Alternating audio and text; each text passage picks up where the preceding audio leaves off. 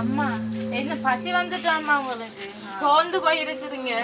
நான் அந்த வேலைக்கு போன வேலை காசு இன்னும் தர இல்லை. அவங்க வாரத்துக்கு நேரம் போகும்மா. என்ன செய்யறோன்னு தெரியாம இருக்கு. பிள்ளைகளும் பசியில வரப்போதில் பள்ளிக்கூடத்துல இருந்து என்னோட கொஞ்சம் காசு இருக்கு தாரம். நீங்க போய் கடையில காசை கொடுத்துட்டு அரிசி கிடந்தா வேண்டிட்டு வாங்க. கஞ்சியாவது வச்சு பிள்ளைகளுக்கு வச்சு வரட்டும். கொஞ்சம் எழும்பி இருங்க. நான் போய் காசு எடுத்துட்டு வரோம்.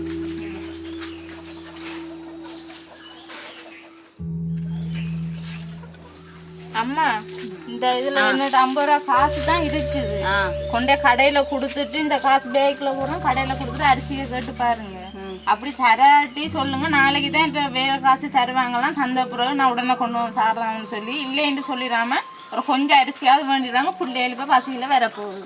சரி சார், நான் போய் வேண்டிட்டு வாரோம். மெல்ல மெல்ல போயிட்டு போய் நம்ம வாங்க பார்த்து ரோட்டால இந்த சுவாய தலைக்கு போட்டுட்டு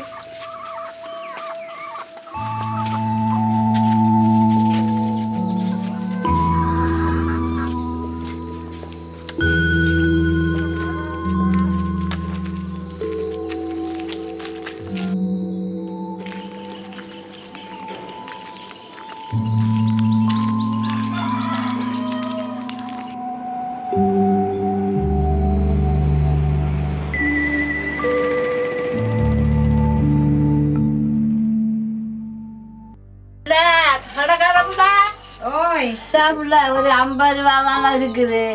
குறை நினைக்காத. எனக்கு அரிசி சாமான் கொஞ்சம் தா. நான் காசு எடுத்து கொண்டு வந்து சாவேன். அம்மா ஏற்கனவே உங்களோட மகள் கடன் தர இருக்குது. இதுக்கு மேல மேல இப்ப கடன் கொடுக்கலாமா?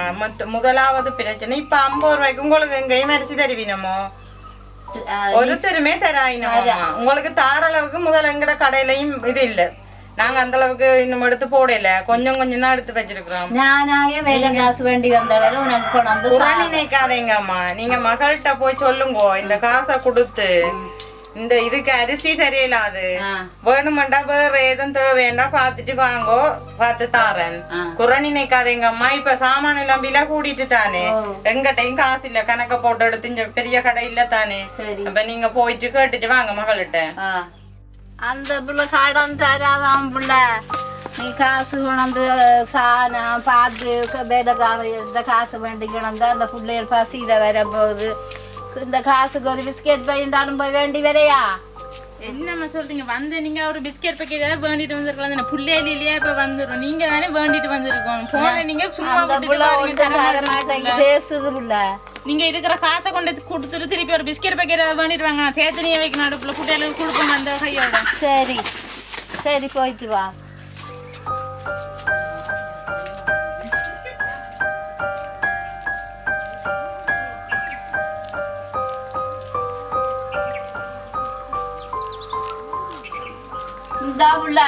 இந்த எடுத்துட்டு ஒரு ரசத்துக்கு பையன்டாலும் சாப்பிடல. நாங்க தேத்தனியோட இருந்தாலும் தொட்டு குடிக்க. அம்மா இதுல இருக்கிறது 50 ரூபா தான் இருக்குது. சரி 30 ரூபா தானே நான் வேண்டிக்கணும். பையில விலை வந்தம்மா. இப்ப தெரியுங்க உங்களுக்கு எல்லாம் விலை கூட்டிட்டு தெரியும். என்ன செய்யற நம்ம நாட்டுல இந்த நிலைமை வந்ததே நமக்கு. இப்ப ரசக்கு பாக்கெட் வந்தம்மா 125 ரூபா. ஒரு தானே பாத்துக்கணும். அது சரியம்மா. உங்களோட பிரச்சனை விளங்குது.